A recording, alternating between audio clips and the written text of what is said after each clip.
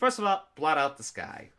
Et's white and a black for a sorcery. Create Et's tap 2 and 1 white and black equaling creature token with flying. If Et's is 6 or more, destroy all non-creature, non-land permanents. Whoo, this card's pretty saucy. I mean, the fact that the creatures enter in tap is kind of the thing that's going to be a cost to this. But the factor is you are making a lot of tokens, and if you do get 6 or more, you can destroy a lot of non-land permanents. This is going to be really good in Commander, especially since a lot of non-land permanents are in Commander. Being able to do that to destroy a lot of the stuff that your opponent has and still generate token presence, that's very nice. Especially if you have any ways to get those creatures enter and untap and such, if we do have ways in Commander to do that. So I think I like this card, though it is kind of one of those, I think you mostly are in Standard going to do it like in a Terror of the Peaks deck, where you're essentially playing Terror of the Peaks, and then when Terror of the Peaks on the battlefield, you blot out the sky for as much as you need to do lethal, so keep that in mind. I'm optimistic enough to give this like a B minus to like a C plus.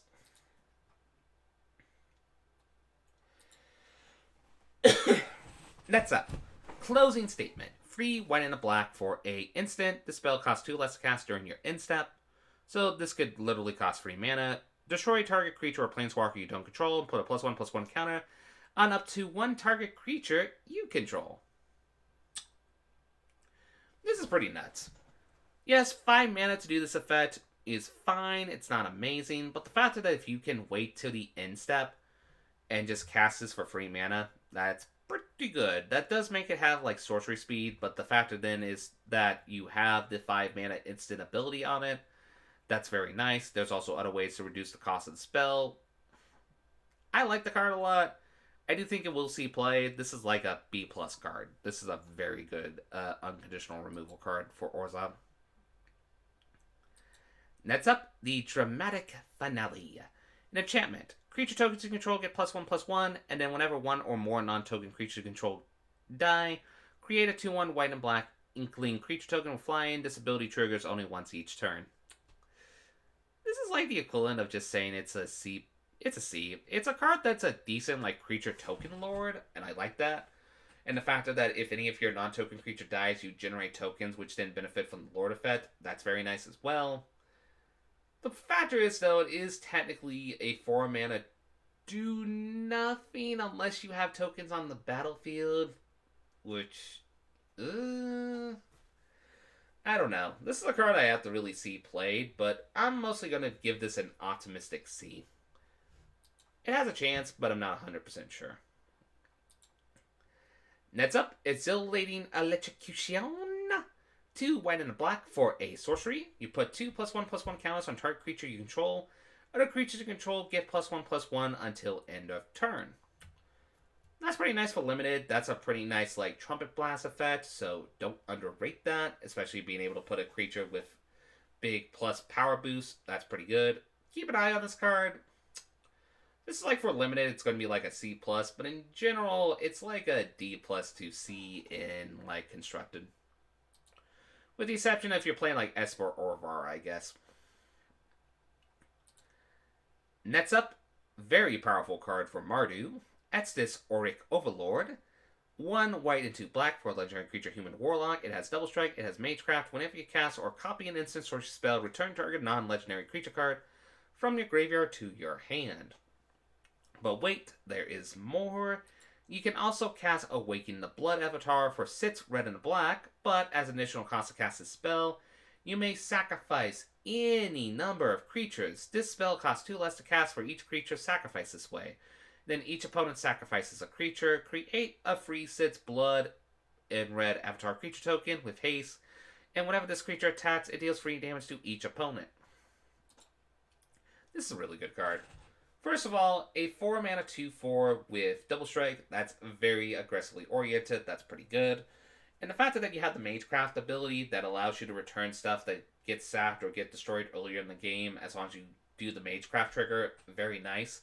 Especially if you want to get those creatures later down the line to be played, so you can play like Awaken the Blood Avatar very early, which that's a very absurd card. Being able to make your opponent each sacrifice a creature and then create a very big blood avatar creature token which then whenever it attacks, it can deal free damage and it has haste. That's absurd.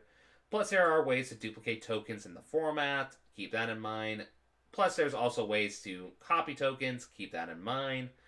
This card is silly. This is a. I'm gonna give it like a A plus. This card is absurd. This card will see standard play. It's a really good card. Nets up Fracture. White and a black, Orzhov, destroy target artifact, enchantment, or planeswalker.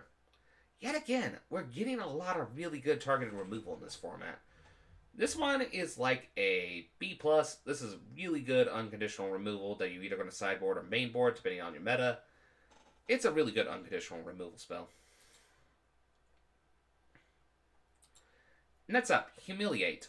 Orzhov again. Orzhov are getting really good targeted spells. Sorcery spell, target opponent reveals their hand. You may choose a non-land card from it. That player discards that card. Put a +1/+1 counter on target creature you control. This is just a 2-mana Agonizing Remorse that you don't have to lose life. You do discard so it doesn't exile the spell. But then you put a +1/+1 counter on a creature you control, especially if you play a turn 1 creature and then turn 2 this. That's really good. But even if you don't have a creature, still Hand Disruption for 2 mana is nothing to ever underestimate. So, yeah, this is like a B+ card. It's a really good Hand Disruption card. Next up, Inkling Summoning. Free mana for a lesson. Create a 2/1 white and black Inkling creature token with flying. This one is like a D+ to a C-. If you need a tutor for it for limited, you're going to be grateful to tutor for it in limited. I really would be surprised if this sees constructed play. There are better lessons to tutor for and such. But I think for limited is mostly what this is going to see play. So this is like a C- to a D+. Next up, Killian, Ink Duelist. White and a black for a legendary creature human warlock. Lifelink, menace. Spells you cast that target a creature cost 2 less to cast. This is an A+ card. This card is absurd. First of all, 2 mana for a lifelink menace, that is really, really, really good. I cannot underestimate how much a 2 mana lifelink menace creature is a very good creature. Plus, the factor is if you either play this on turn 2 or turn 3, the fact that then it makes all your spells that target creatures cost 2 less. That is ridiculously absurd, especially when you consider how much targeted spells we have in the format, and how many of them would be absolutely silly if they cost just 1 mana, essentially, which states to Killian, they're going to do just that. So, yeah, this is going to see standard play. I don't know exactly what type of deck will play it, but I would be dumbfounded if it doesn't see standard play. It's like an A+++ card. It's just really good. Next up, Orange Shield Mage. Free white and black for a creature bird warlock. It has flying and has ward pay for your life. This one is kind of like a quick C. It's good for limited. You might play it in constructed if you're playing like a bird travel deck, but highly doubt it. This is more just a CE card. You're going to play it in limited. It's a pretty good limited card. Next up, Rise of Estus. 6 mana for sorcery. At common, exile target creature. And then exile to up to 1 target instant sorcery card from a graveyard and learn. I'm going to give this a D- to even an...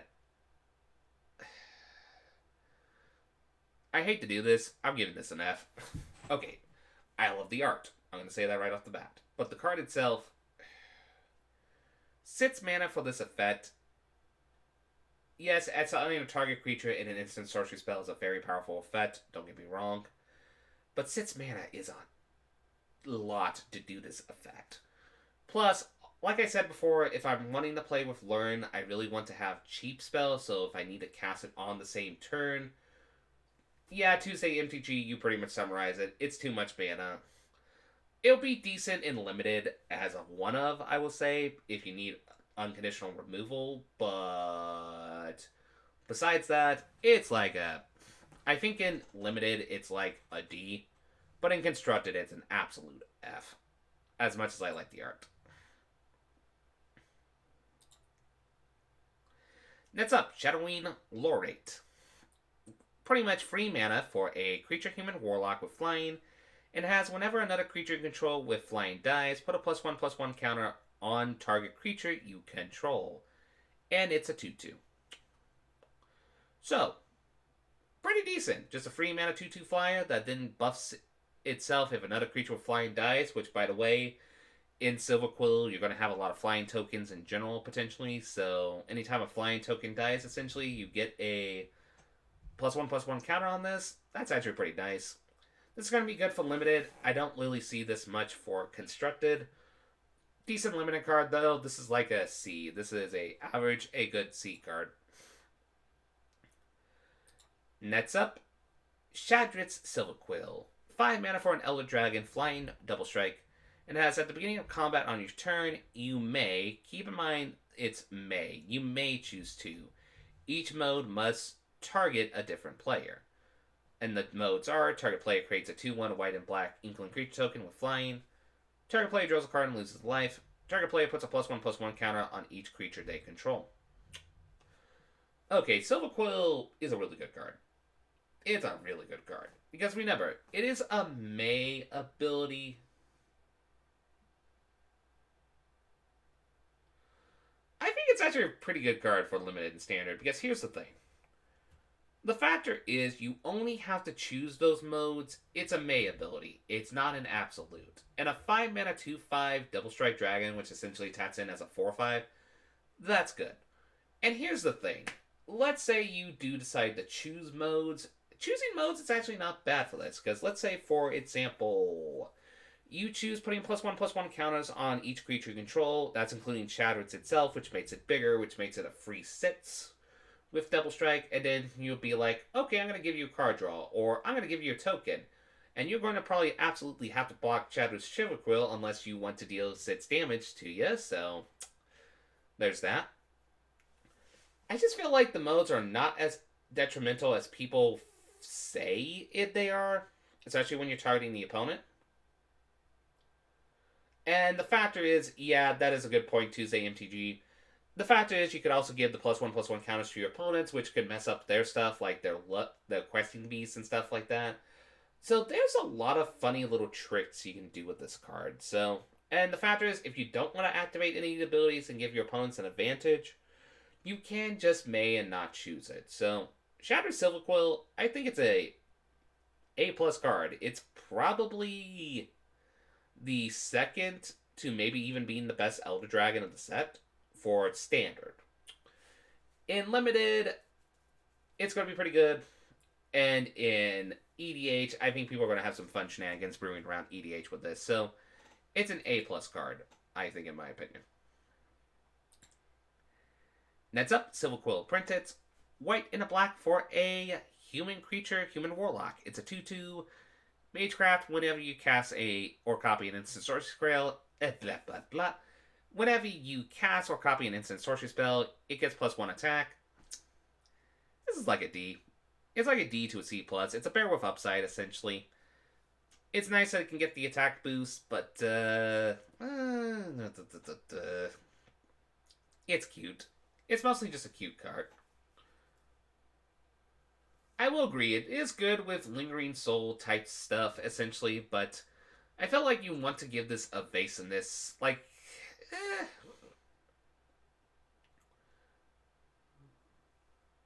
Oh, it's target creature. You don't have to target itself.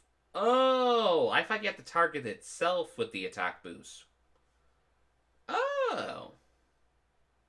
Okay, so you can target different creatures with the +1 boost.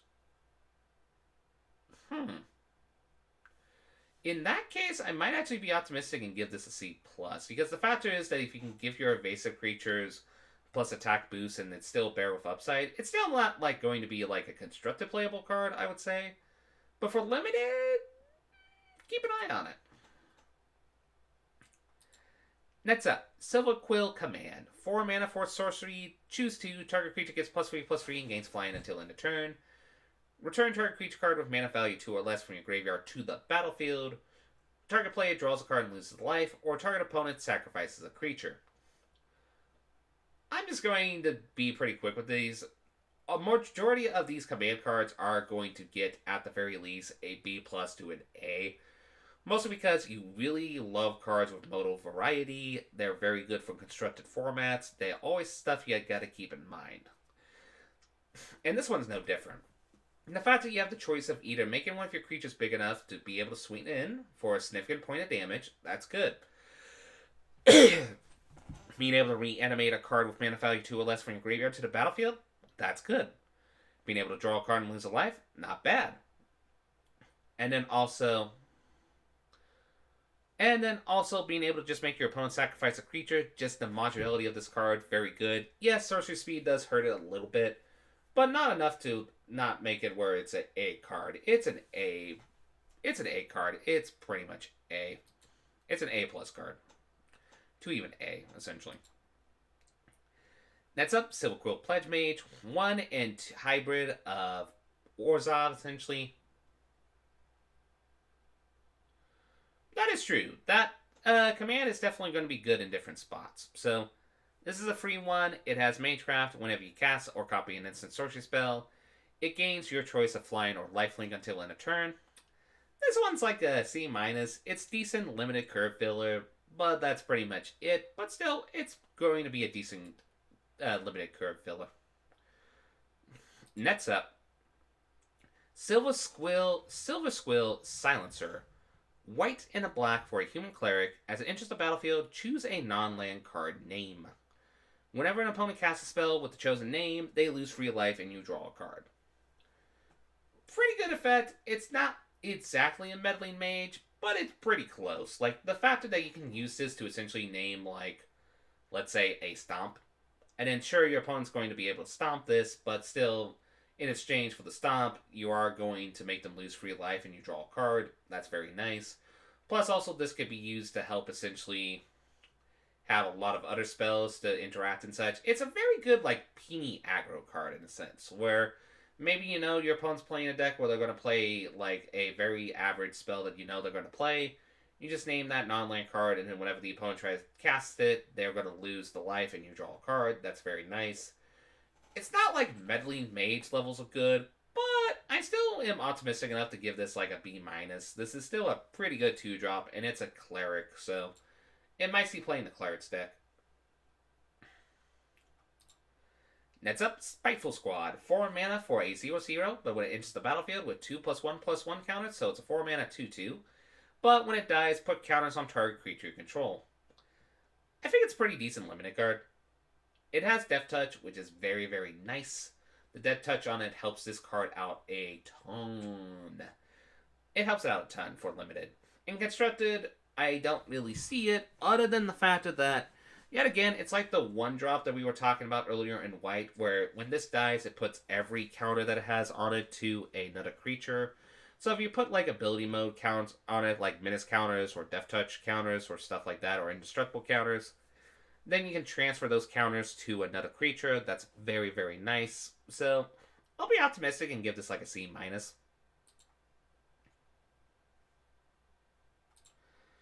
Next up, probably one of the best removals in the set. Vanishing Verse. White and a black for an instant, exile target monocolored permanent. Whoo, this card is so good. Like, 2 mana to exile what is basically amount to 80% of the format currently. That is very, very good. This can destroy Lovestruck Beast. This can destroy Bonecrusher Giants. This can destroy Embercleaves. This can destroy Great Hinges. This can answer a lot of permanents in the format.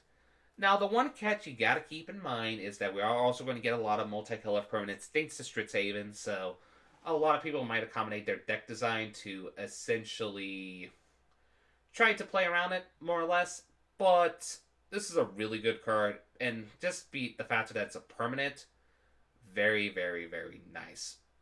Especially if you can find a way to make lands into colored permanents.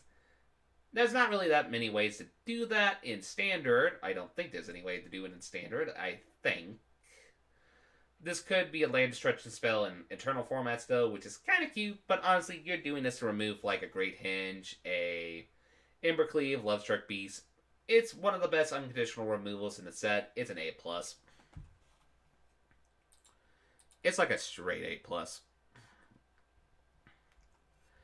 And I think that's all the Silverquill cards, so now we're going to get to the Prismari cards. Creative Outburst. 5 mana for an instant. It deals 5 damage to any target. Look at the top 5 cards of your library. Put one of them into your hand and the rest in the bottom of your library in a random order. And then it has an ability to discard it for 2 mana to create a treasure token. I'm not going to lie, being able to essentially deal 5 damage and then be able to dig 5 cards deep for 7 mana, it's actually not as bad as you think. Especially since Prismari seems to be having ways to discount their spells or cast spells for free, as we were talking about with that Elfrey Shaman. Plus, if you don't have the mana, being able to discard this, just get a treasure, that's really huge. That can help you ramp into other stuff, so... I mean, I like this more for tempo, even though it costs so much, but mostly I like this for tempo in the sense that if we do inevitably get to this, we can cast this, but for the most part, it's mostly there to hold up a counter spell, and then if we don't need to counter something, then we can just discard this early and generate a treasure. So, I'm going to be optimistic and give this like a C+. I think the card's a lot better than take it at first glance. Next up, Culmination of Studies. Etch red and blue for a sorcery spell. You exile the top Etch cards of your library. For each land card exiled this way, you create a treasure token. For each blue card exiled this way, you draw a card. And then for each red card exiled this way, you deal 1 damage to each opponent. Now, one thing to keep in mind, you really only want to put this in like a Is It deck.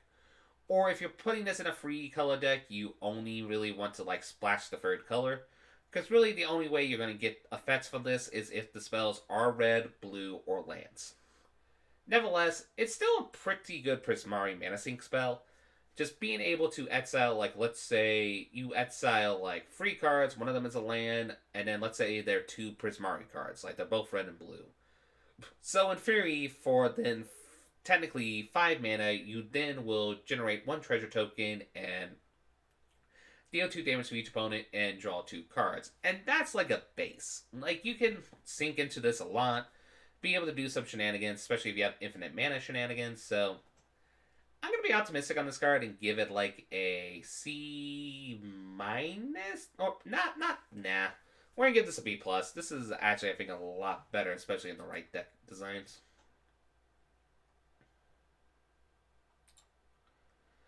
Next up, Elemental Expressionists.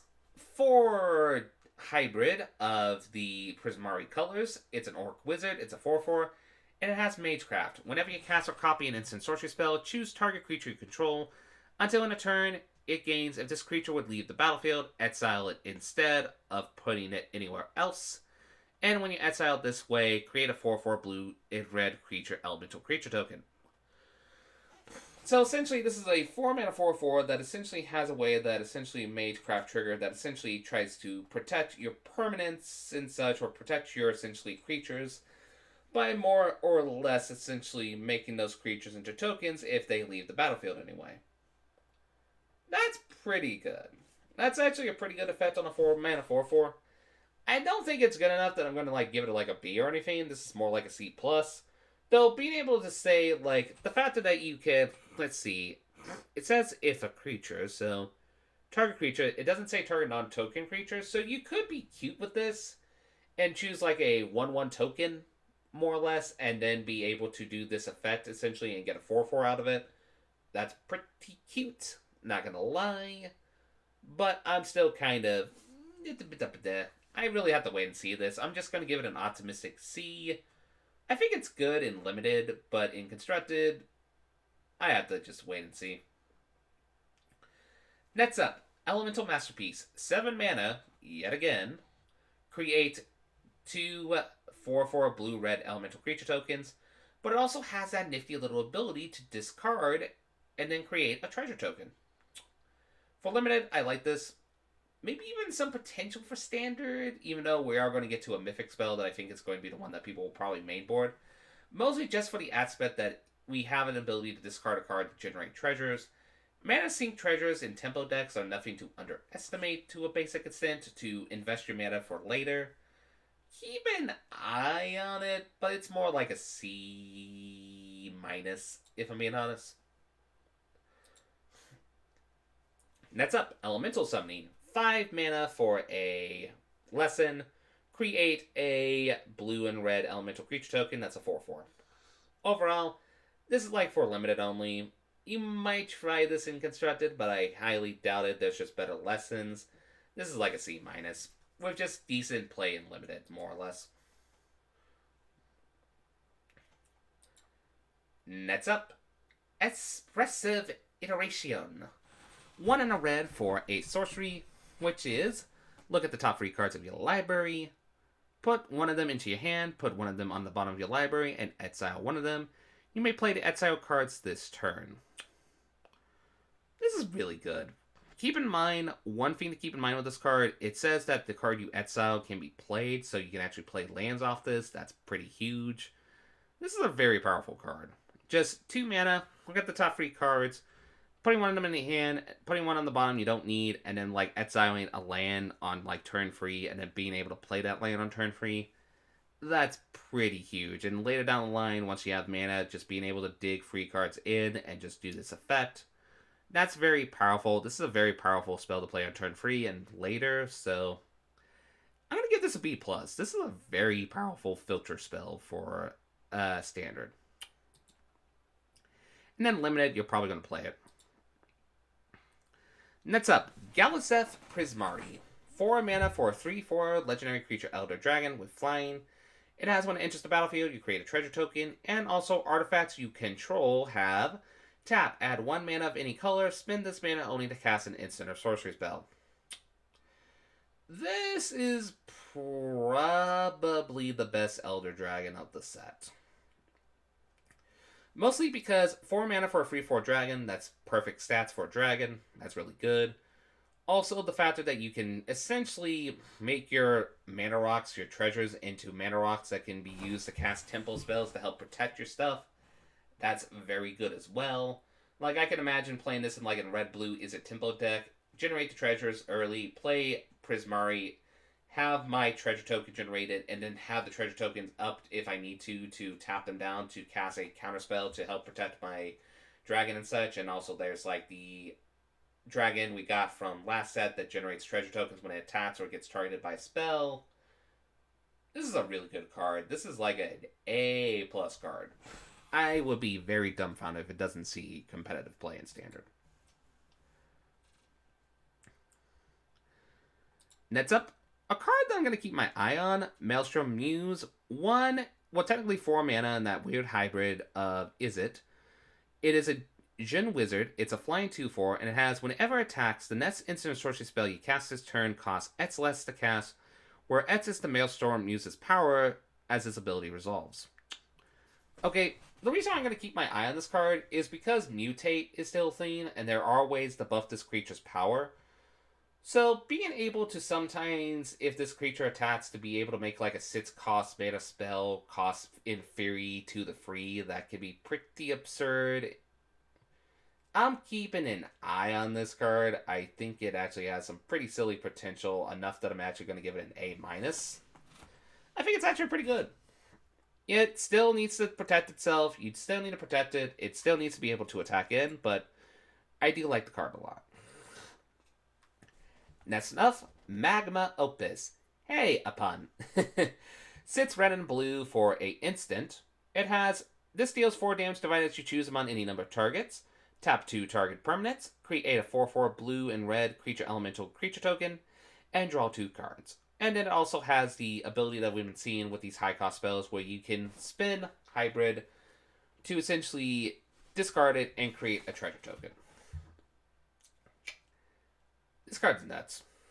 If you can get to 8 mana or get to the point where you can cast this spell at the start of an opponent's turn, you are getting a pretty good advantage of casting it on the opponent's turn, because tapping out 2 permanents, you can tap lands, keep that in mind, or maybe tap the most annoying creatures you don't want to attack into you, and then being able to deal 4 damage as you choose among any number of targets, so you can maybe take out like a little creature or a big creature or a planeswalker, or just deal straight 4 damage to the face. And then being able to create the 2 elemental creature tokens, which you can swing in for attacks during your turn. 8 mana is a lot, don't get me wrong. And yes, I know technically the ultimatums are a lot better at 7 mana, but They're all sorcery speed. This is instant. I'm keeping an eye on this card. I think this is an A+ card. Especially since we have ways to do mana reduction in the meta. Wink wink, hint hint, nod nod. So something to keep in mind. Next up, Battle Seer, 5 mana for a 3/4 with haste and scry 1. It's a curve filler for limited. It's mostly like a C- to a D+. It's perfectly fine for limited and constructed. I highly doubt it.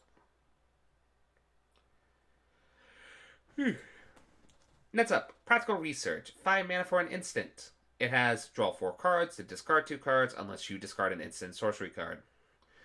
5 mana, draw 4, don't ever underestimate that. And yes, you technically will have to discard 2 cards unless you discard an instant sorcery.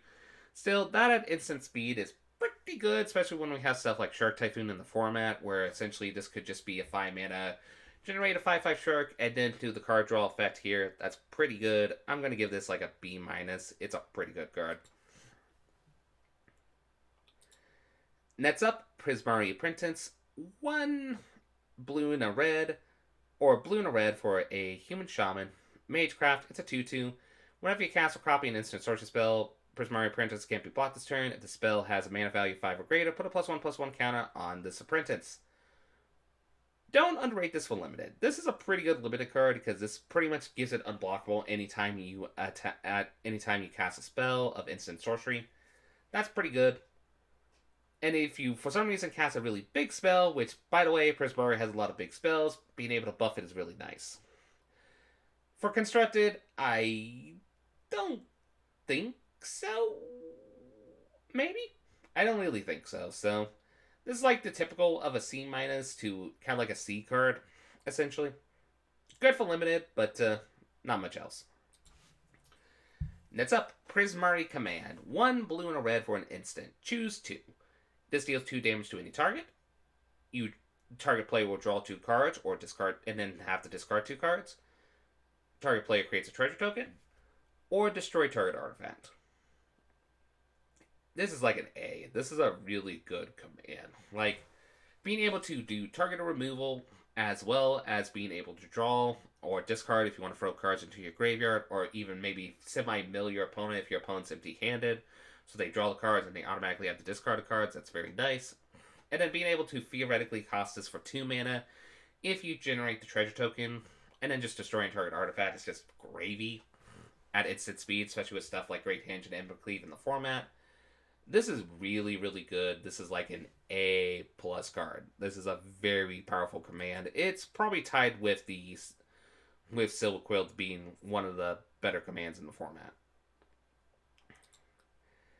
Next up, Prismari Pledge Mage. 2 mana for a 3/3. That's pretty good, but it has Defender. However, if you do Magecraft, you then can attack with it as those didn't have Defender. Don't underrate this for limited. A 2 mana 3/3 Defender is pretty fine, especially if the factor that you can attack with it if you cast a spell. So, yeah, keep an eye for limited. In constructed, I highly doubt it. It's like a C-. Next up, Rufa, Mercurial Artist. 1 in Izzet, or Prismari, for a Orc Shaman 1/4, and it has 2 return this creature to its owner's hand. You copy target instant or sorcery spell you control. You may choose new targets for the copy. This, I think, it's mostly going to be a commander card. I like this for a commander because being able to bounce this to your hand and copy an instant sorcery spell, so then you protect your commander, and then essentially be able to recast it for its regular mana cost. That's really good. And the thing is, you don't have to tap it, so you can, in theory, just protect this constantly until you have a spell that you want to cast to copy it and then return it and such. So this one is, I'm going to be slightly optimistic and give it like a C+. Because I think it's good in the right decks, but I think it's mostly a commander card. It has some fun implications for limited. For standard, I would be very surprised if this sees standard play. Next up, Spectacle Mage. 3 mana for 2/2 flying instant sorcery spells you cast with mana value 5 or greater, cost 1 less to cast. A lot of people were dissing on this card, and I don't really get it. A free mana 2/2 flyer is just a perfectly fine curve filler limited card. And the fact that we're in Prismari, which Prismari has a lot of high instant and sorcery spells, you gotta keep that in mind. So with that in mind, being able to essentially have those on a discount with this, no matter how many copies of this you have on the battlefield, that's very good. I'm going to be optimistic. I think this has also some chances in Standard, potentially, so keep an eye on it. I'm going to give this like a B-. I think this card is actually pretty good. Next up, Teach by Example. Pretty much hybrid of red and blue. Instant, whenever you cast your next instant sorcery spell this turn, copy that spell. You may choose new targets for the copy. That's pretty good. A popper card that definitely popper players are definitely going to give a shot. This is our first time of getting a copy spell in popper. That's really, really cool. In Standard, keep an eye on this, because this is a very cheap copy spell, essentially. Now, granted, this is one where you're foreshadowing to your opponent, hey, I am going to be casting this spell, you can counter it, though you still get the copy out of it, so this is kind of like a semi-insurance card to a basic extent. I'm going to be optimistic and give this like a C+. I think this card has potential, but I'm not sure where to play it. Okay, let's talk about Barados Witherbloom. 7 mana for a 4/4 Elder Dragon. 7 mana is a lot. It's a 4/4 flying, and it has, at the beginning of each upkeep, create a 1/1 black and green pass creature token, and then pay 10 life, untap all lands you control, activate only once each turn. So you can activate this on anybody's turn, your turn, opponent's turns, keep that in mind.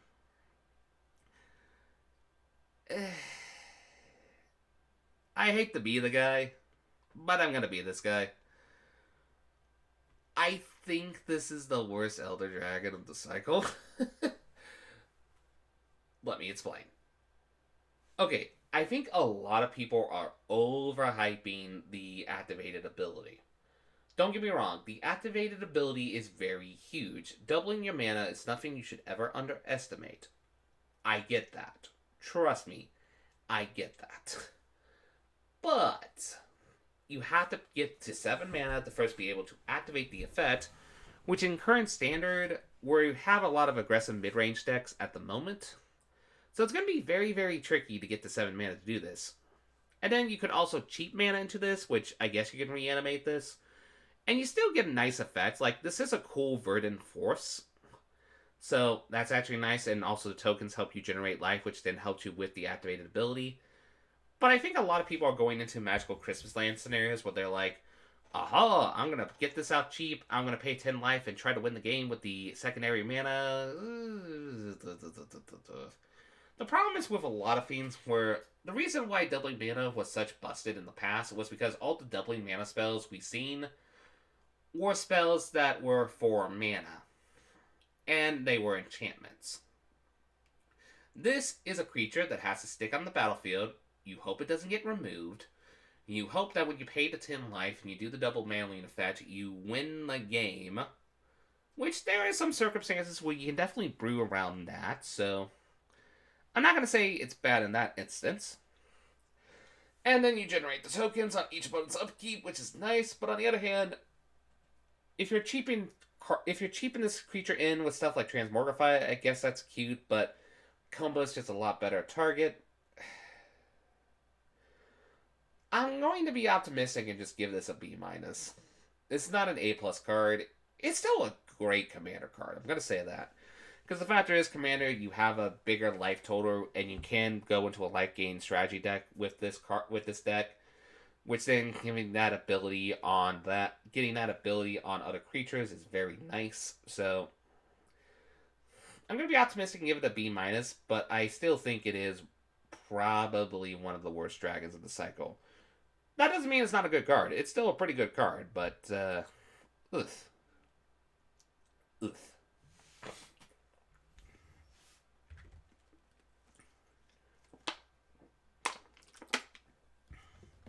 Next up, Blood Researcher. 3 mana for a 2/2, but with Menace. And whenever you gain life, you put a +1/+1 counter. So Johnny's Pride Mate, but if it's a Vampire Druid and it's for Widowbloom. Pretty good card. I'm gonna be optimistic and like give this like a B minus. Mostly because you do see stuff like a Johnny's Pride Mate see play in formats and such, so I do think this will have a chance to see play.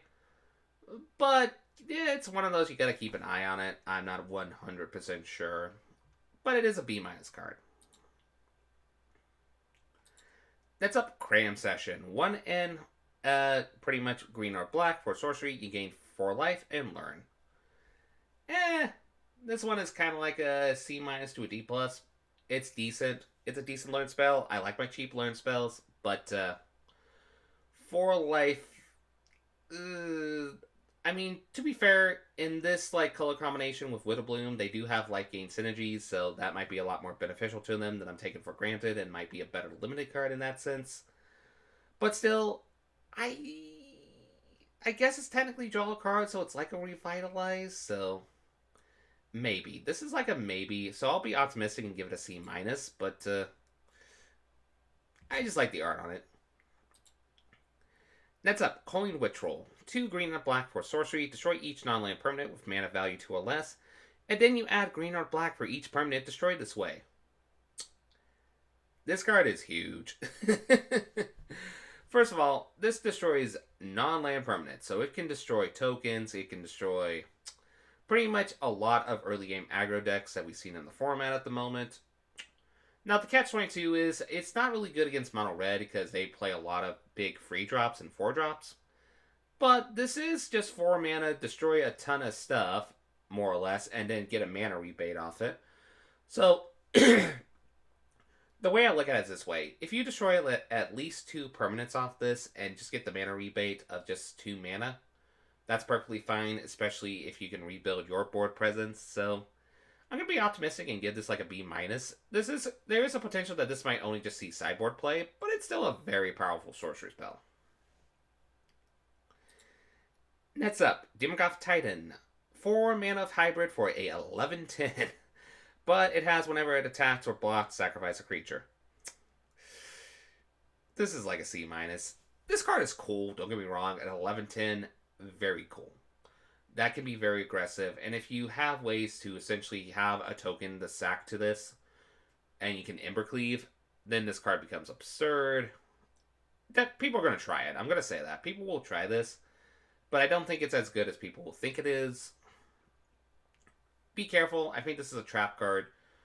There is one cute combo you can do with this card. I'll talk about it later once we get to the card, since it is within the same color pool, so we'll talk about it in a minute. Next up, Demogoth Woe Eater. It's 4 in the hybrid for a demon, and it has at the beginning of your upkeep, sacrifice a creature. Whenever you sacrifice this creature, each opponent discards a card, you draw a card, and you gain 2 life. Pretty decent, especially if you need like an unconditional sack outlet, more or less. And at worst, a 4 mana 7/6, it's nothing to underestimate. I actually like this a lot better. Mostly because I can not have to worry of having to essentially... I can sacrifice on upkeep, which is nice. And if I have to sack it, I still get the effect of discarding it. Making my opponent discard a card, drawing a card, and gaining 2 life. That's very good. I'm going to be optimistic and give this like a C+.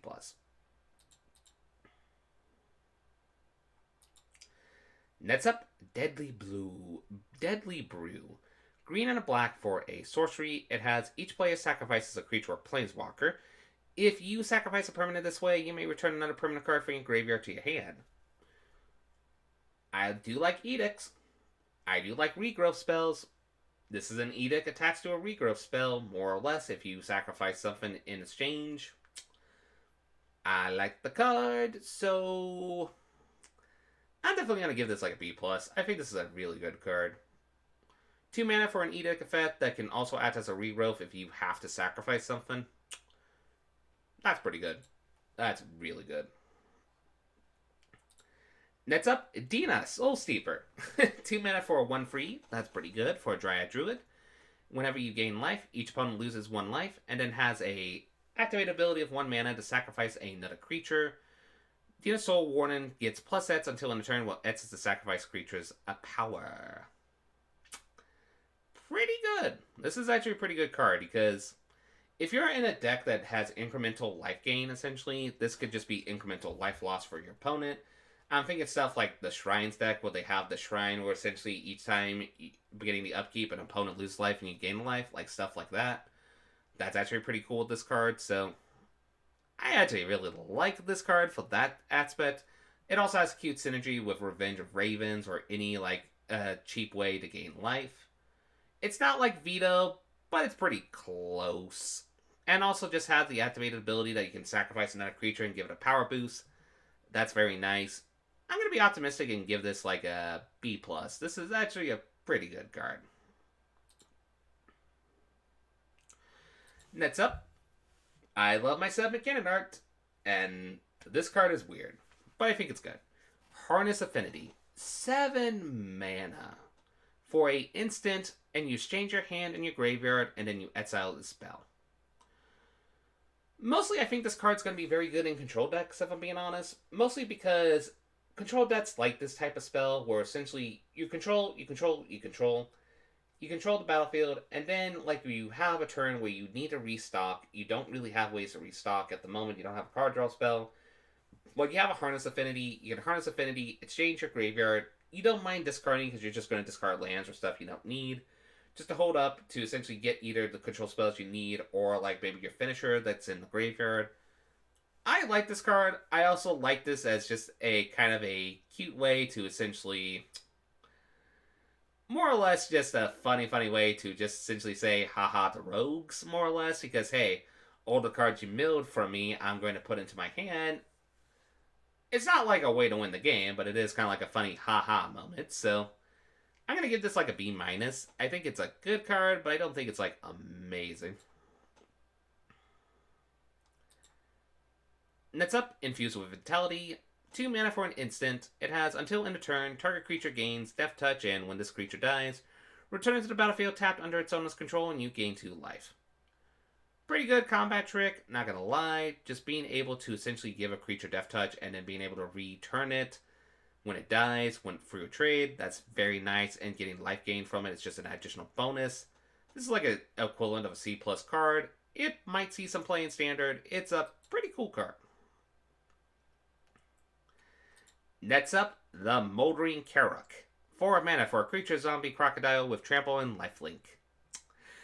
This is the equivalent of a C card. Like, I could see some people trying to play this in their Chromatic Widowbloom deck because zombie crocodile, and this is a funny zombie crocodile, but there's just better 4-drops in the format.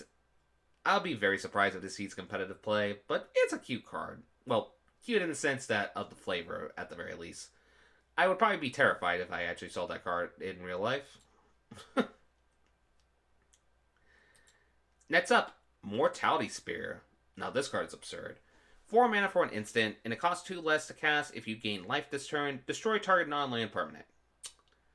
4 mana, destroy any target non-land permanent is huge. And if you have any way that you're incrementally gaining life, like let's say through the Shrine as I mentioned earlier, this could just be a 2 mana destroy a target non-land permanent.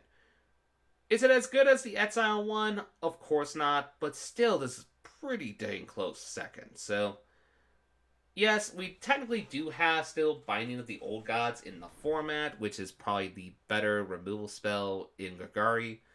But that's sorcery speed. This is instant speed. I could see a pretty good chance of this seeing standard play. This is like an A card. It's a really good card. It's like grade A card removal. Next up, Pest Summoning. 1 in Hybrid of Golgari. Of 2, essentially create 2 1/1 black and green pest creature tokens with when this creature dies, you gain 1 life. Honestly, just mostly there for limited, essentially. Not really for constructed. Still, cool card. I definitely like seeing it for at least for limited. But in constructed, I'll be very surprised. Though, free mana to create 2 tokens is nothing to sneeze at, especially when those tokens have very good death triggers, so, I'll give it like an optimistic C+. Next up, Rushed Rebirth. Whoo boy, this is a silly card. Green and a blue or black. Green and a black for a instant. You choose target creature. When that creature dies this turn, search your library for a creature card with lesser mana value, put it onto the battlefield tapped, then shuffle your library. Okay, one thing to keep in mind. This is a target creature. It doesn't have to be a target creature you control. So, let's say you're playing the Gigari control deck. Your opponent decides to play like a 4-drop. And maybe has a board presence. Again, you oh no, let's actually be optimistic and say let's say turn 6. Your opponent plays a 5-drop. You play on turn 6, you essentially then on your turn play Rush Rebirth on their 5-drop, and then you board wipe. You board wipe, and then you can get a permanent card of 4 or less. That's pretty good. And of course, you can use this also on your own creatures if you have sacrificing outlets to be able to tutor for specific creatures within your deck. Don't underestimate it. This card is really, really good for Commander. It's really good for Standard, potentially. So, I'm going to be slightly optimistic. Plus, also, there's the insurance policy where maybe you have mana up and your opponent casts a board wipe. And then you can just target one of your own creatures or the biggest creature on the battlefield and then just get a creature from the battlefield from one less. That is really, really good. So, keep an eye on this card. This is like an A-.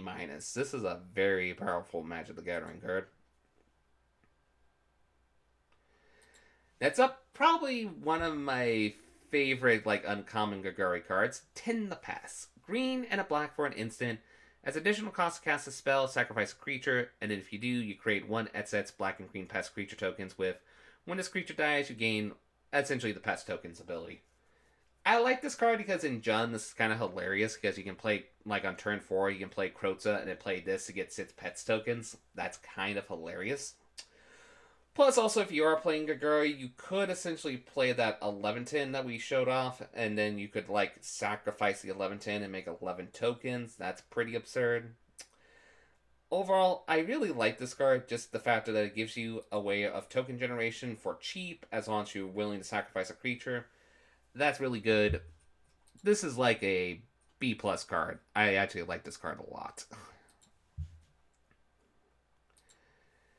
Next up, Widowbloom Apprentice. Green and a black for a human druid that has Magecraft. Whenever you cast or copy an instant sorcery spell, each opponent loses 1 life and you gain 1 life. This is really absurd. Especially in Legacy, potentially, with the Chain and Smog combo. This is a way to consistently do the Chain and Smog combo, where you can essentially just infinitely drain your opponent's life. With Chain and Smog, it's pretty silly. So in, Legacy formats, keep an eye on this. This might actually see some play, or at least people will try to play it at the very least. In Standard, it's pretty good. Especially if we're talking about how Gigari is kind of has the spell that can make a lot of copies and such. You can have a Widowbloom Apprentice out and do a major life drain from it. That's actually pretty cool. Plus, also, it's a druid, which if you're playing Sultai, you can play the mentorship, copy 2-time spells, and then just drain your opponent for 2 life, essentially. I like this card. I'm going to give it a B+. It's a pretty good card. Next up, Widowbloom Command. Green and a black for a sorcery. Choose to target play and mills free cards, then you return a land card from your graveyard to your hand. Destroy target non-creature non-land permanent with mana value 2 or less. Target creature gets -3, -1 until end of turn, or target opponent loses 2 life and you gain 2 life. This is still a good command, but I still think it is still theoretically the worst command of the cycle, with the exception of maybe internal formats like Legacy might like this card a lot, since it can destroy some pretty early game permanents and just using it as a ramp. It's a very interesting modular card. It is also a cheap sorcery, so you can recast it from the graveyard with some certain spells that we have in the format. I like the card, but I'm not bedazzled by it, let's just say. It's a card that is still going to get a A-, I would say. I'm kind of really wanting to give it a B+, but it's still an A- card. It'll probably see play in a format. Last of the Widowbloom Pledge Mage. 5 mana for a 5/5 with Magecraft. Whenever you cast or copy an instant sorcery spell, you gain a life. Pretty good for limited. I don't really see it for constructed. This is more like a C minus to a D plus. Okay, now we get to Lorehold, then Quadrats, and then we are done for the night. Okay, that's up. Quadrats cards. Blade Historian. 4 hybrid for a human cleric. Attacking creatures you control have double strike. It's a 2 free. This one's pretty simple. This is like a could be ranging from a C plus to a B minus, mostly because Winota is something that people have been talking about. And this is a pretty decent card too with Winota. Like making all your creatures then have double strike. That could be a pretty good finisher. A lot of people have been brewing Winota decks recently with this in mind, so keep an eye on this. This can range from being a B minus if the Winota deck exists, but if it doesn't, it's like a good C plus card. Next up, Hallfrey Ghostforge. This card is absurd. 5 mana, 4/5. Spirits you control get +1/+1 and have trample and haste. Whenever another non-token creature you control dies, exile it. If you do, create a token that's a copy of that creature. Complete copy. That's also just a spirit in addition to its other types, and it has, when this creature leaves the battlefield, you then return the exile card to your graveyard. So, this card is dumb. This card is so dumb. So, this is just a way to help protect your creatures, or if you're playing this like an Aristocrats deck, you could just be aristocratic with this. Sacrifice one of your early game creatures that give you advantage when it dies, and then just get a spirit creature, which then gets bigger thanks to the fact that it's a lord for spirit creatures and give it tramples and haste. That's really absurd. I definitely want to brew around this card. It's like an A minus card. Like, this is definitely going to be a card that's going to see a lot of commander play, and I can even see a chance of it seeing play in standard. Next up, Lorehold Apprentice. Red and a white for a human cleric with Magecraft. You may cast or copy an instant sorcery spell until end of turn. Spirits you control pretty much have the ability to peen each opponent. Not bad.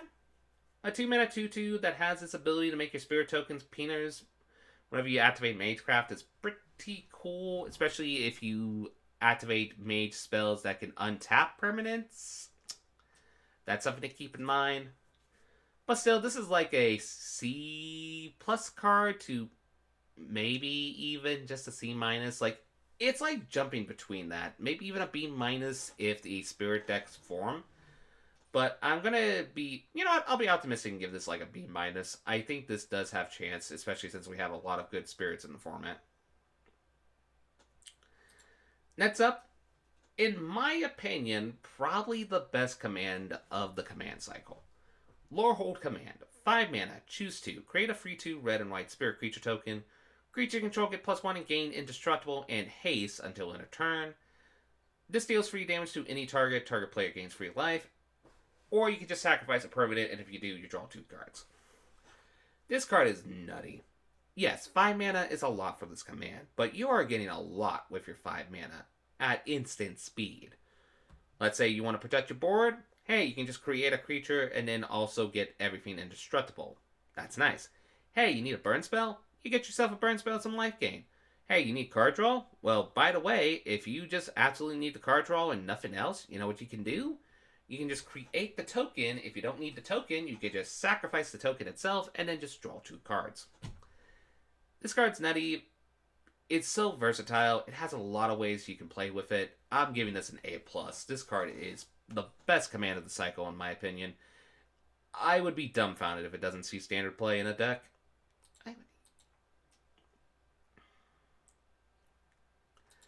Next up, Lorehold Excavation. Lorehold mana for an enchantment. At the beginning of your end step, you mill a card. If it's a land card that was milled this way, you gain 1 life. Otherwise, this deals 1 damage to each opponent. Interesting. So this is kind of like a time bomb, kind of like incremental burn deck kind of thing, where essentially you gain some life if you mill, but if you mill any other card, you deal 1 damage to each opponent. And it also has the activated ability of 5 to exile a creature card from your graveyard to create a spirit token, so it has a mana sink ability. I'm going to be very optimistic and kind of give this a C+. I think this card is actually pretty good, especially if you're doing Lorehold Shenanigans, which is graveyard interaction. Plus, also, maybe if you're playing this in a 4-color deck, or maybe a color deck that has life gain synergies. This is another way to have life gain synergies, so yeah, I like this card. I definitely am going to keep an eye on this card. Next up, Lorehold Pledge Mage. Free mana for a first strike 2/2. With Magecraft, that whenever you cast or copy a spell, it gets +1 attack. Itself gets +1 attack until end of turn. I like this card for limited. This is pretty decent. Just a free mana 2/2 that can get bigger anytime you cast a spell, especially combat tricks. That's nice. In standard, there's just better free drops, so I'm going to give this like the equivalent of a C.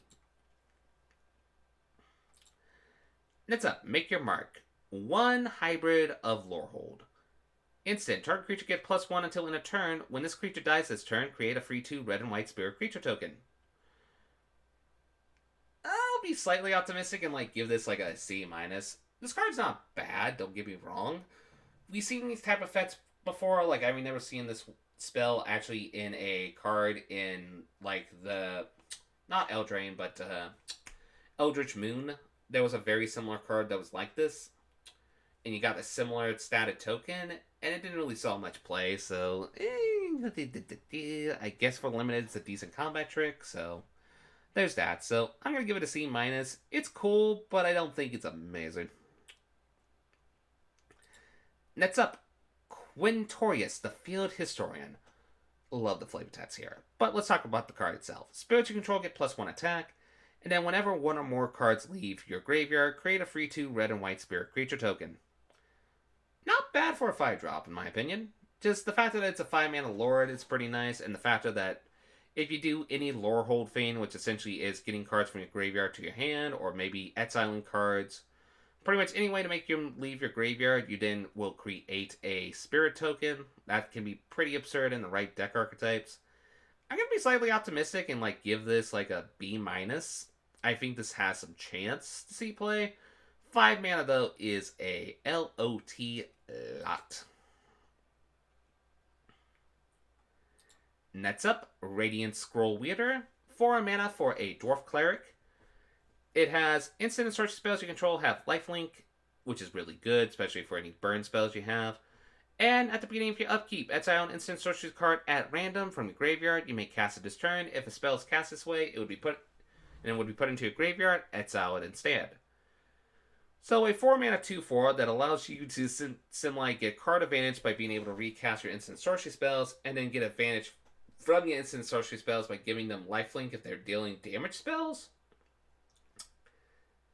That's what we call really good, Chief. That's a good card. That's like a B- card. This card has a chance to see some standard play. You definitely will play it in limited since we do have a lot of deal damage spells. Keep an eye on this. This card is actually pretty cool. Next up, probably the best card for EDH from Lorehold, Reconstruct History. 4 mana for a sorcery. Return up to 1 target artifact card, up to 1 target enchantment card, up to 1 target instant card, up to 1 target sorcery card, and up to 1 target planeswalker card from your graveyard to your hand. And then you exile the spell. The reason why you exile it, because it would be absolutely busted if it wasn't exiled. This is just a really good card, both for EDH and potentially standard, because this is a really good restock spell.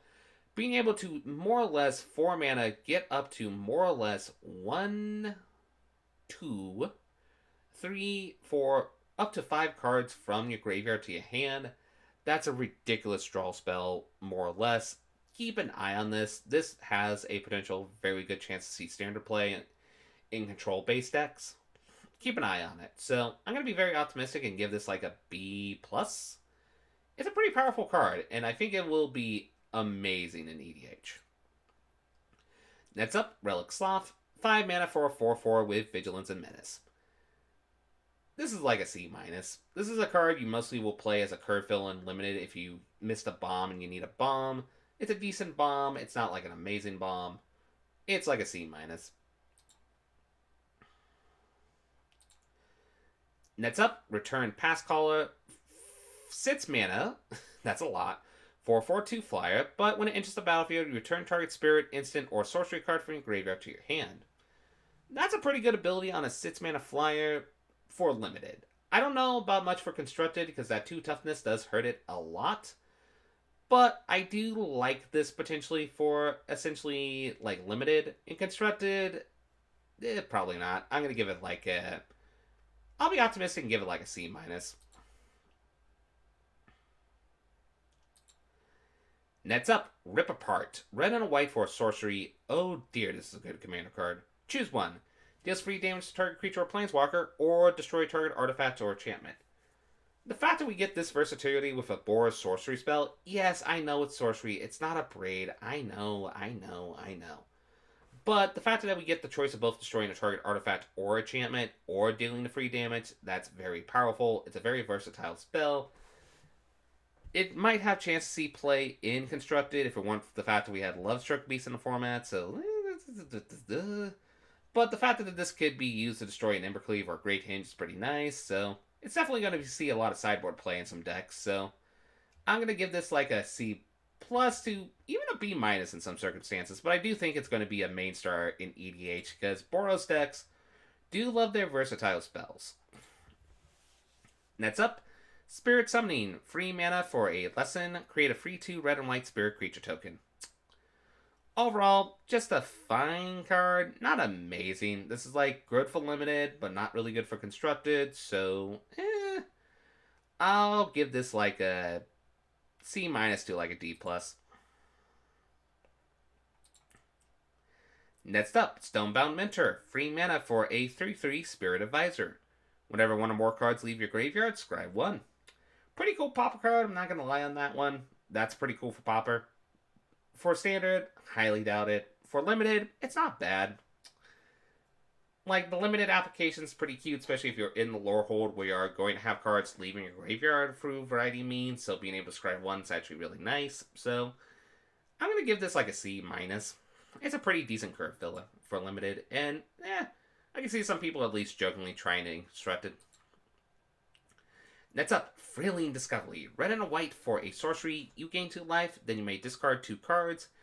If you do, draw 3 cards. So essentially, this is Cathartic Reunion with life gain. Do you like Cathartic Reunion? Do you like life gain? Is that within your deck design? You're going to give this card a shot. I'll give it like I'll give it like an AC+. If you need Cathartic Reunion in your deck with some life gain synergies, here you go. Next up, Velomachus Lorehold, I believe is how you pronounce this. It's a 7-mana Elder Dragon with Flying, Vigilance, and Haste. It's a 5/5. Wow. And it also has, whenever this attacks, look at the top 7 cards of your library. You may cast an instant sorcery spell with mana value less than or equal to its power from among them without paying its mana cost. And then put the rest on the bottom of your library in a random order. This is probably the 3rd best dragon of the bunch, because this is pretty good. The fact that once you get this on the battlefield, it attacks in automatically is pretty huge. The fact that you can cheap this in through either reanimation or like transmogrify effects is pretty huge. There's definitely some silly shenanigans you could do with this card. Like, the fact that you do have that ability, and if they ever give us like extra combat steps in standard, this will be an obviously inclusion in this type of deck. It's definitely going to have some fun EDH shenanigans. Like, I've been seeing a lot of people doing EDH shenanigans with this card, so I'm going to give it an optimistic like B+. This card is really good. Even though 7 mana is a lot. Next up, Venerable Warsinger. 1 red and a white for a Spirit Cleric with Vigilance and Trample. And as whenever it deals combat damage to a player, you may return target creature card with mana value X or less to the graveyard to the battlefield, where X is the amount of damage this deals to target player, or to the player that deals damage to. This is a nutty card. Like, a free mana Vigilance and Trample, that's really good. The problem is, it does fight against the Lovestruck Beasts of the world, but if you have a way to remove the Lovestruck Beasts, if you can deal free damage to your opponent with this, you then be able to return a free cost creature permanent. That's very cool, especially with Lorehold shenanigans of Graveyard Recursion. That's actually really nice.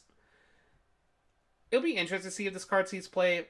Keep in mind, it's a Spirit Cleric, so it could work in Party. It could also work in Mutate, so you could mutate on it to give it like evasiveness to attack in. I like this card a lot. I'm going to give it like a B+. I do think it has a chance. Okay, we got through the lore hold cards, so now we just have to go through conduits, and we are done with the review. We're going on to the 7-hour mark here. I'm probably going to go through some of these really quick. Aether Helix, 5 mana for a sorcery. Return target permanent card to its owner's hand, and return target permanent card from your graveyard to your hand. I always love a regrowth.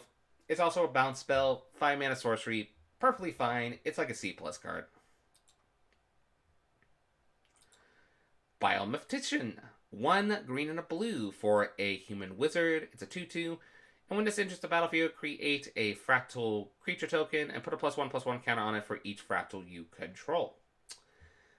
Pretty decent, especially in limited, I would say. If you have flicker-based shenanigans, there's some really silly shenanigans you could do with this to make like multiple fractal tokens and such. But besides that, this is like a C- card. It's decent for limited and has some fun, just like janky applications for standard. Speaking of a janky standard card, Body of Research. 6 mana for a sorcery. You create a fractal creature token and put X +1/+1 counters on it, where X is the number of cards in your library. This is such a nutty card. Like, this could, in theory, in Commander, become like a 60/60, 70/70, maybe even a 40/40. In Standard, this could be anything around from a 20/20 to a 30/30 to a 40/40. This is going to be a big creature. Now, the catch-22 is this is sorcery speed, and the catch is it's just a token. Nothing about the token. That's really what it is. It's just a token that has a very powerful effect of being really, really big. No stats, or technically stats, but no like activated abilities, no evasion and such. You're just making a really, really, really big creature. That being said, there are ways to brew around this. You could, like, say, have, like, for example, a Terror of the Peaks, or if you ultimate Luca's ability, you could have a Pandemonium-like effect, and then just essentially cast a spell and hopefully win the game. Or you could also just fling this at somebody, which is kind of hilarious. Like, there is a lot of ways. And there are ways to give this Vigilance and Trample and Haste, as we saw with that cheap artifact. Even that cheap, like, Act of Treason that is cheaper on tokens. That's another way to approach this card.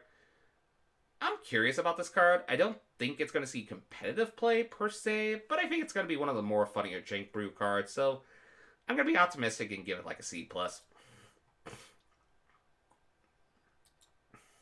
Next up, Decisive Denial. Green and a blue for an instant, choose one, target creature you control fights target creature you don't control, or counter target non-creature spell unless its controller pays 3 mana. This is really good. This is a very, very versatile spell. Being able to either fight something to remove something from the battlefield or just counter a non-creature spell. That's very powerful for 2 mana. This is a very versatile spell. I'm going to give this like an A-. This card will probably see a lot of play. You should not deny these cheap like instant spells that have very modular effects. Probably my favorite Quandrit's rare, but that's a spell, Double Major. It's an instant for green and blue. And you copy target creature spell you control, so it has to be a spell on the stack, but except if it isn't a legendary, if the spell is legendary. I just love this card. This card's really silly. Like, you can do some very silly copy shenanigans with this, like copy like potentially powerful legendary creatures. You could also, like, if you have the extra mana to sink in, like copy Terror of the Peaks. Like, there's some really silly shenanigans you can do with this. Like, I could go off listing on this. But I'll just say enough that there's just some shenanigans you can do with this card, and I kind of love it. I'm going to give it like an A+. I think there's just some fun shenanigans, and I think it's one of the funner cards of the set. Next up, Eureka Moment. 4 mana for an instant. Draw 2 cards. You may put a land card from your hand onto the battlefield. This is pretty simple. It's a B+ card. This is a pretty good card. Like, 4 mana, draw 2 cards. Never underestimate an instant speed. And then the factor that you get the Growth Spiral ability from it. That's also very powerful as well, especially if you want to cast like a cheaper instant spell, especially with Magecraft shenanigans running amok. This is a good card. This is like a B+ card. It's going to see some play.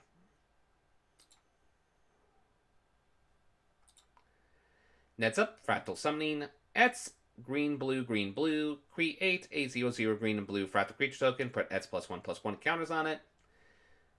This is mostly for limited, but I do like the fact that this is a mana sink limited card, so you can make a very, very big creature if you need to. Maybe in constructed if you just need an Etsets creature for like shenanigans, like maybe Leafling with a Terror of the Peaks or something like that. But I think this is the equivalent of a C- card to a D+, essentially. Next up, the Golden Ratio. Love the math pun here. Anyway, 1 green and blue for a sorcery. Draw a card for each different power among creatures you control. On average, I think as long as you consider this as just a draw 2 cards, it's a perfectly fine card.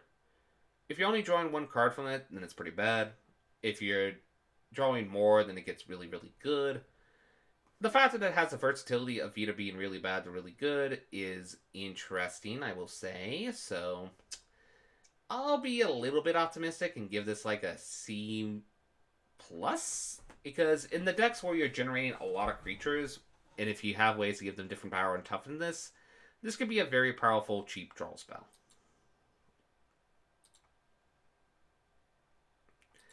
Next up, Kasmina, Enigma Sage. Free mana for a really cheap Planeswalker at 2 loyalty. Okay. But it also has each other Planeswalker you control has the loyalty abilities of this Planeswalker. Then it also has +2, scry 2, -X, create a 0/0 green and blue fractal creature token, put X +1/+1 counters on it. Or -8, search a library for an instant or sorcery card that shows a color with the Planeswalker, exile that card, then shuffle, you may cast that card without paying its mana cost. Loyalty of 2. I really like this card, but it's tricky. It's a very tricky card to like. Mostly the reason why I like this card is just the factor is that it gives all your Planeswalkers these activated abilities, which is very powerful. This is powerful in Historic because it helps combo with the War of the Spark Planeswalkers to help them plus up the boost when they go for the minuses and such. That's really nice. I also like it to the factor that you can essentially, if you have a Planeswalker that's already in the ultimate range for Kasmina's ability, you could just play Kasmina, activate the ultimate on that Planeswalker, and then get a very powerful game-ending spell, potentially. That's something to keep in mind. Like, remember, you can do stuff in, like, if you have a Planeswalker at 8 loyalty, play Kasmina on the battlefield, essentially activate the ultimate on that Planeswalker, and go get, like, an ultimatum or something. That's a pretty powerful effect on this Planeswalker. The only catch is it doesn't really protect itself well, honestly. Yes, you technically can make the Fractal Token. The Fractal Token does protect it a little bit. But at 2 health, this can die to a lot of stuff in the format. I'm just going to say that right off the bat. I'm still very optimistic on this card to give it like a B+. And if you're playing this in a Super Friends list, you're going to love it. But any other deck lists, it needs to be in a very, very specific deck list and constructed. So I'm going to give this like a B+. Next up, Manifestation Sage. 4 hybrid of Quandrits to be a human wizard. And has when it enters the battlefield, create a 0/0 green and blue fractal creature token, put S +1/+1 counters on it, where X is the number of cards in your hand. And it's a 2/2. I'm going to give this like a... This is pretty good because if you have any flicker or clone-based shenanigans, this can be very obnoxious very quick. Being able to create multiple fractal tokens, that's very silly. You could also, like, if you want to play like a Naya Winota deck, you can tutor this with Winota or maybe even Jeskai Winota, and then just get the effect from it to tutor it, and then make a fractal token, which then synergizes with Winota. There's some silly shenanigans you could do this, especially in Yorion. I'm going to be slightly optimistic on this card and give it like a A-. I think this card will actually see constructed play. Just being able to make that token the size of the cards in your hand, that's pretty silly, with the exception of when you're going against decks that essentially disrupt your hand very easily. Next up, Nidoforn Drake. Green and blue for a flying Death Touch 1/1. This one's pretty simple. This one is actually surprisingly a C+. Good and limited. Could even see some constructed play if you need a Death Touch flyer. It's something to keep in mind. Keep an eye on this card if you need it for tech, but mostly going to be a good limited card. Next up, Quandra's Apprentice. Green and a blue for a human wizard with Magecraft. Whenever you cast a copy of an instant sorcery spell, look at the top 3 cards of your library. You may reveal a land card from among them and put that card into your hand. Put the rest on the bottom of your library in a random order. I like this card. This card actually has some fun budget applications with some cards that we have in the meta, like that allows us to play extra lands on the turn and such. This is a really cool card. Like Scale Heights, I believe is the name of the spell. It's a fun budget synergy. It's a fun 2/2. It might not be competitive enough though, but I'm gonna keep an eye on it. This is like a C+ card. Next up, Quandra's Command. 1 green and blue for an instant. Choose to return target creature or planeswalker to its owner's hand. Counter target artifact or enchantment spell. Put 2 +1/+1 counters on a target creature, or a target player shuffles up to 3 target cards from their graveyard to their library. I like this command a lot. It's still like a B+ range command, but I do like the versatility of this. Just being able to return any of your cards that's about to get removed, or just counter a potentially problematic artifact or enchantment spell, such as like Embercleave or Great Hinge, is really nice. Being able to do a combat trick with your creature to make it buffed is nice. And then, if you need to, you can just regrow free cards, which, like I said again, I like my regrow spells. Being able to shuffle up to free cards, including extra copies of Quandra's Command if they're already in the graveyard, to put them back into your library to be able to recast later. That's very good. I'm going to give this like a... You know what? I'm going to be optimistic. Maybe this is my Quandra's bias talking. I'm going to give this an A-. I think this card is really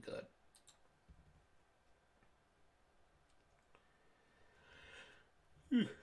Next up, a really good card. Quandra's Cultivator. 1 4 mana, essentially, for a Turtle Druid, and when it enters the battlefield, you may search your library for a basic forest or island card, put it onto the battlefield, untapped, and then shuffle your library. And it's a free 4. That's really good. That's just like really good ramp for that mana, being able to use it to just ramp real quick and then have mana saved up for like a combat trick. Or you can even flicker this to get more like ETB triggers. This is a very good card. This is like a B- card. Next up, Quandra's Pledge Mage. 3 mana for a Merfolk Druid. It has Magecraft. Whenever you cast or copy an instant sorcery spell, put a +1/+1 counter on Quandra's Pledge Mage. It's a 2/2. Very powerful 2/2 for limited. For constructed, I really don't see it, if I'm being completely honest. I'm still going to be optimistic and like give it like a D+ to like a C-. Mostly just good for limited, though. Next up, Square Up. Love the pun here. 1 in Quandra's colors. To target creature has base power and toughness 4/4 until end of turn. That's a nice combat trick. Also keep in mind, Fractal tokens are technically 0/0 with the counters on them, so you can do really nifty shenanigans with Fractal tokens. Like, for example, let's say you have like a 2/2 Fractal token, you attack in, your opponent blocks with their 2/2, you can Square Up, essentially. Make it into a 4/4. It still has a +2 counters on it, so it's technically attacking as it sits. Good combat trick. Very fun shenanigans you can do with this. So I'm going to be optimistic and like give this like a C-, essentially. It's a cute combat trick. Next up, Tanazir Quandrats. 5 mana for our last Elder Dragon of this cycle. It has Flying. It has Trample. That's really good. It also has, whenever this enters the battlefield, double the number of +1/+1 counters on target creature you control. And then whenever this attacks, you may have base power and toughness of other creatures you control become or equal to this creature's power and toughness until end of turn. Okay, this is like the... If the Prismari one is the best, Civil Core is the second best, Withered Bloom is the worst, Lorehold is the 4th best, or actually it's the 3rd best, I'm going to give this like the 4th best card of the set. Because 5 mana 4/4, not bad for a flying trample creature. Also, Flample is never something to underestimate. Plus also the ability that if you're playing like a counter-based deck design, to be able to double counters on any permanent creature you control, especially since we have Fractal tokens we'll be making essentially. That's very powerful with this card. This is definitely going to be a bomb in limited. I'm going to say that right off the bat, like all the other dragons. But this one, especially if you're in the Quandrats deck design, where you're going to be playing with a lot of Fractal tokens, that's very good. Plus, also just the ability that when it attacks, you make all your creatures have the power and toughness of essentially 4/4s. It's kind of like talking about the square up again, essentially, argument again, where essentially the fractal tokens would then not have base power 0/0 and then become 4/4s, essentially. That can sometimes lead to lethal board states, so keep an eye on this card. This is pretty good. I'm going to give it like a B+. Plus. This is a pretty powerful card. And the last card, but certainly not the least, of the review, Zamon Quandra's Prodigy. 2 mana for a 1/2 legendary creature human wizard. It has 2 activated abilities. 1, you may put a land card from your hand onto the battlefield tapped, or 4, and tap it to draw a card. If you control 8 or more lands, draw 2 cards instead. I like this card a lot. I like this card because it's just a decent mana sink, and a 2 mana 1/2 is perfectly fine as a creature. It's not amazing because it still dies to stuff like Bonecrusher Giant and all that stuff, so you do have to find ways to protect Simone essentially. But it's actually a pretty cool card. Just being able to semi-ramp by just a tap ability, very nice. It's not like the best ramp in the world, but it's decent ramp as a mana sink. I think this is going to be a very good limited card. And also, later down in the game, you can play this later and then essentially just tap for 4 to just draw 2 cards. That's very, very good. Is it the best of the cycle? Not even close, but it's still, I think, a pretty good card. Enough that I'm going to give it a B-. I can see a lot of people wanting to play with this card. It's a really cool card. It's good for Simic Ramp shenanigans, which Simic Ramp does have to do some ramp for some of the more powerful bombs they have. Keep an eye. Zamon might actually see some play in Standard, but mostly just as a fun brew around card. And with that, whew, with the 7-hour 20 mark, we had now officially reviewed all the cards from Strixhaven School of Mages.